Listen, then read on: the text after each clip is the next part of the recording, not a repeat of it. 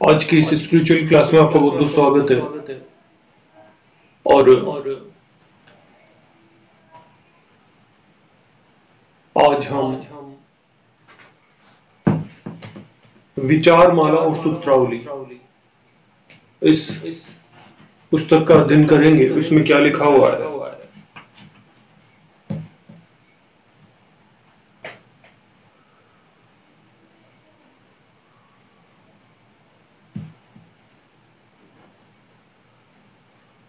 परोपकार, कर्तव्य, परिवार, देश, मानवता आदि सब आदि जब अंतरात्मा के यंत्र नहीं होते तब वे उसके कारागार होते हैं।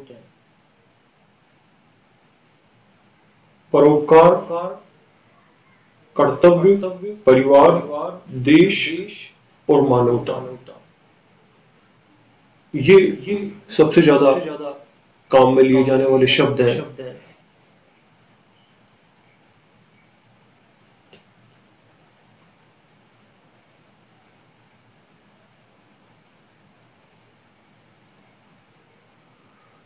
तो इसमें लिखा हुआ है कि जब तक अंतरात्मा विकसित नहीं हो जाती तब तक इनका असली मतलब समझ में भी नहीं आता।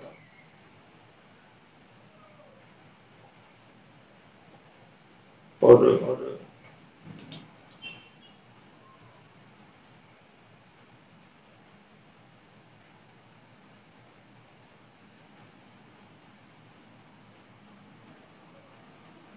हमारा देश भगवती माता है, उसकी निंदा मत कर जब तक कि तू प्रेम और नम्रता के साथ वैसा न कर सके। ये लिखा हुआ है।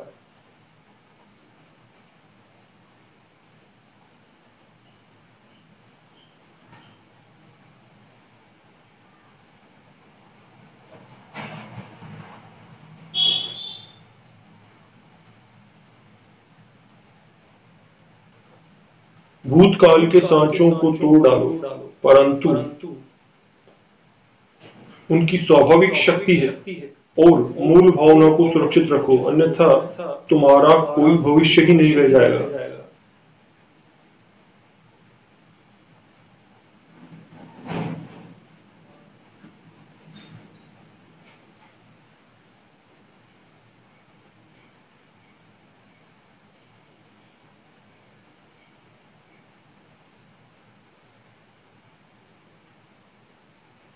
देखिए, इसका मतलब यह है कि जो पुरानी जो परंपराएं हैं और पुराने जो रीति रिवाज हैं, जो मान्यताएं हैं, तो उनको भले ही आप तोड़ दो, लेकिन उनकी जो मूल भावना है उसको सुरक्षित रखो। और जो सभ्यता संस्कार की बातें की जाती हैं, तो पुरानी जो परंपराएं उनको तोड़ा जा सकता है, लेकिन उनकी जो मूल भावना है उसको सुरक्षित रखा जाना अत्यंत आवश्यक है। अगर ऐसा नहीं करेंगे तो फिर कोई भविष्य नहीं रहेगा हमारा, क्योंकि मानव सभ्यता भी इसी प्रकार से तो आगे बढ़ती है ना, विकसित होती है भूतकाल से वर्तमान काल तक और वर्तमान काल से भविष्य काल तक। और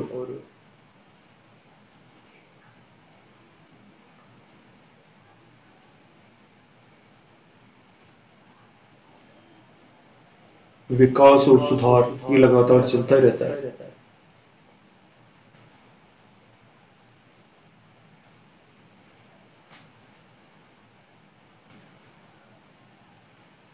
तेरे गुण ऐसे न हो जिनकी मनुष्य प्रशंसा करते या जिनके लिए पुरस्कार देते हैं, बल्कि ऐसे हों जो तेरी पूर्णता ले आवे और जिनकी मांग तेरी प्रकृति में विराजमान भगवान तुझसे करते हैं।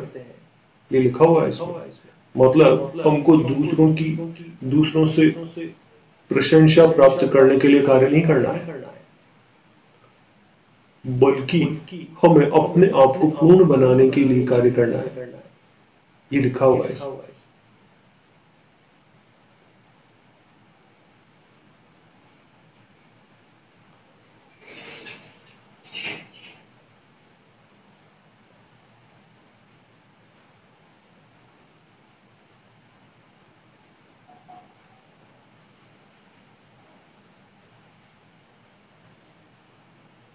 क्रांतियां भूतकाल को टुकड़े टुकड़े करके काट डालती हैं और उन्हें कढ़ाई में झोंक देती हैं, पर जो कुछ उसमें से बाहर निकलता है वह एक नया मुखमंडल लिए हुए वही पुराना ईसन होता है। मतलब बड़ी बड़ी क्रांतियां होती हैं, और हमारा अगर इतिहास उठा करके हम देखें तो उसमें बड़ी बड़ी क्रांतियां हुई हैं, और जिन्होंने आमूलचूल रूप से सब कुछ बदल दिया। और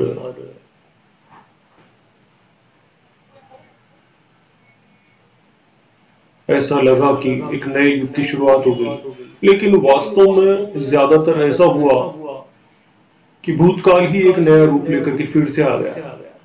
बस ये सत्य इन्होंने उजागर किया है श्री अरविंद ने इस सूत्र में।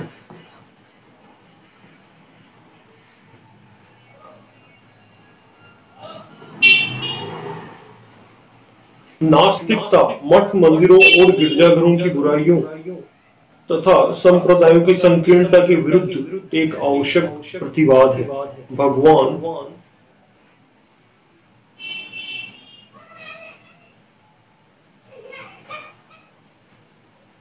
इन गंदे कागजी भवनों को नष्ट कर डालने के लिए उसका उपयोग एक पत्थर के रूप में करते हैं।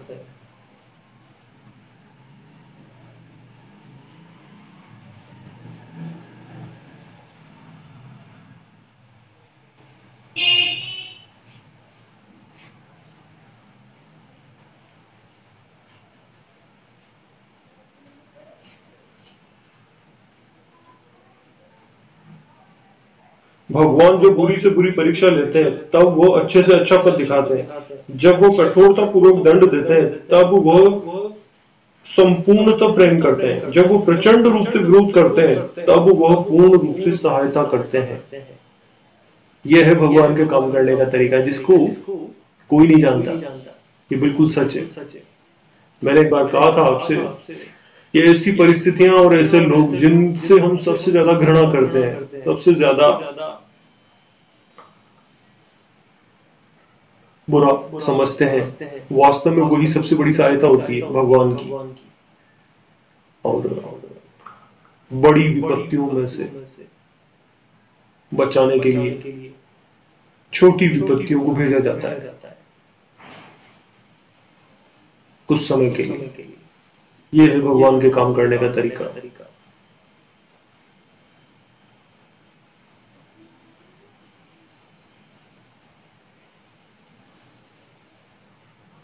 यदि भगवान ने स्वयं अपने ऊपर मनुष्यों की परीक्षा लेने का भार न लिया होता तो जगत बहुत शीघ्र सत्यानाश को प्राप्त हो गया होता। ये लिखा हुआ है। मतलब भगवान जो है वो भगवान के काम करने के तरीके उन्होंने जान लिए थे। और भले ही ये बातें बहुत कड़वी हैं, पर क्योंकि ये स्पिरिचुअल क्लास है तो इसमें तो इनको जानना ही पड़ेगा।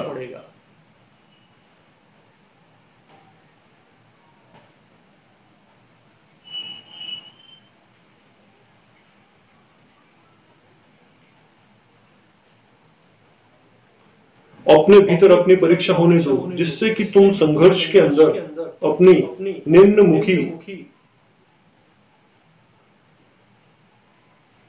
प्रवृत्तियों का क्षय कर सको।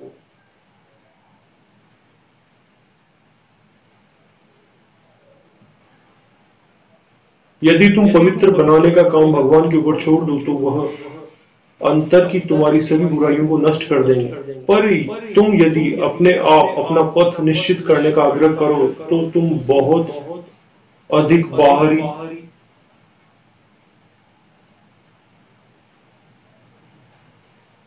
पाप और संताप के गड्ढे में जा गिरोगे।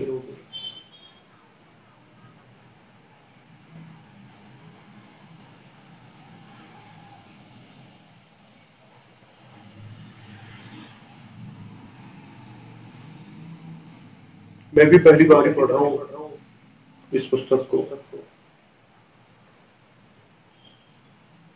ऐसी प्रत्येक वस्तु को बुरी मत कहो जिसे मनुष्य बुरी कहते हैं, बल्कि महज उसी चीज का त्याग करो जिसे भगवान ने त्याग दिया है। ऐसी प्रत्येक वस्तु को अच्छी मत कहो जिसे मनुष्य अच्छी कहते हैं, वरन केवल उसी चीज को स्वीकार करो जिसे भगवान ने स्वीकार किया है। अब ये बात उन्होंने किस स्तर पर जाकर के कही ये पता नहीं, क्योंकि वो बहुत ऊंचे स्तरों पर अपनी जिंदगी जीते थे, आध्यात्मिक स्तरों पर।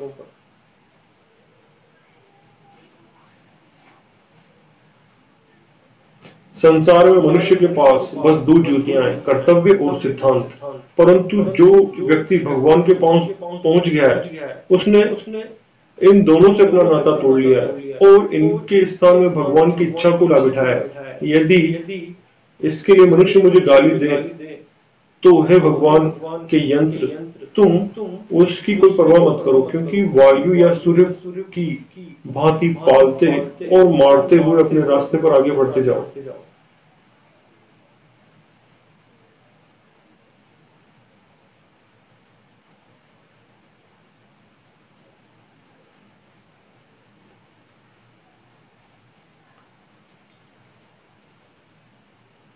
फिर इसमें लिखा हुआ है, भगवान ने तुम्हें इसलिए अपना नहीं बनाया है कि तुम मनुष्यों की प्रशंसाओं को एकत्र करो, बल्कि इसलिए बनाया है कि तुम निर्भय होकर उनके आदेश का पालन करो। ये लिखा हुआ है। अब मुझे बात समझ में आ गई है, इस पुस्तक का मतलब समझ में आ गया है। वास्तव में ये जो पुस्तक है ये मेरे लिए लिखी गई और सबके लिए नहीं है,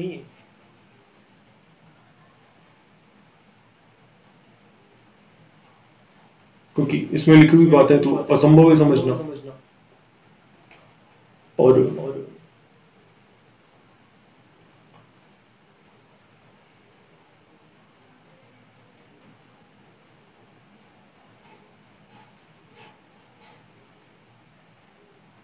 मुझे पता है कि श्री अरविंद और जो मदर है और रामकृष्ण परमहंस देव, बस उनकी कही हुई बातें ही इतनी ज्यादा सच्ची हैं कि हर एक बात को बहुत बारीकी से और कितना भी समय क्यों ना लगे, पर वो समय देने योग्य है उनको समझने के लिए।